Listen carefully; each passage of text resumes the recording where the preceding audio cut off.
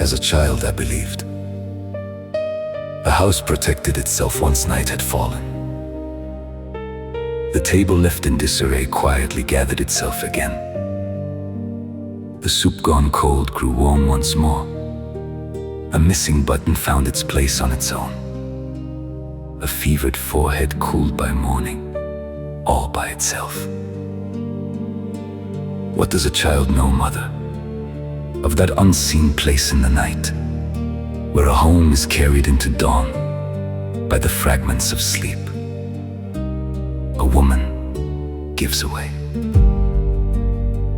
I understood that late. I saw the bite placed before me, but not the silence that had prepared it. I woke up covered, never knowing how many times I had been checked on in the dark. When something hurt, I thought it would soon pass, but I did not hear the heart that ached before mine did. Perhaps this too is childhood. It takes the labor spent on it for the natural order of life. Then, one day, you understand. Every human story begins in a mother's silence. Then I grew up. I saw that not every face resembles home, that not every voice can soothe the soul.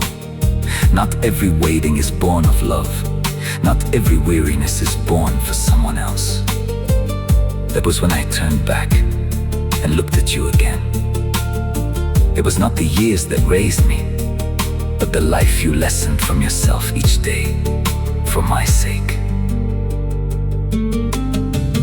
You did not give me life alone, mother, sharing the last bite, carrying pain without making it loud, speaking without breaking what you touch, remaining human even when no one is watching.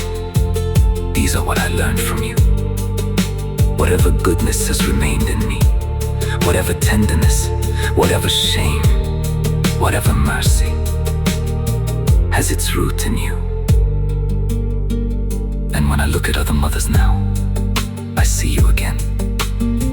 In the eyes waiting at the school gate, in the shoulders holding out beneath hospital light until dawn, in the hands that carry a whole home more than the bags from the market, in the women who leave the sorrow on their faces to the steam of tea and show their children only their smile.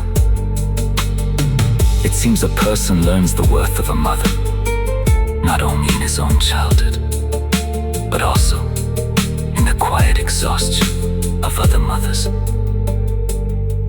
Today, I do not look at you with love alone. I also see how a life is slowly spent to build a future for a child. You did not only give me the day I was born, you also placed into the days that followed a heart that knows how to endure. That is why your name in me is not only mother. In bread, you are labor. In a home, you are warmth. In a voice, you are tenderness.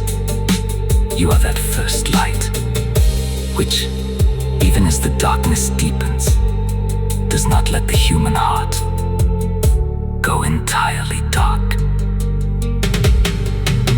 I am grateful you are here, mother. Today, in the name of every good thing you have left in my life, I say to you, Happy Mother's Day.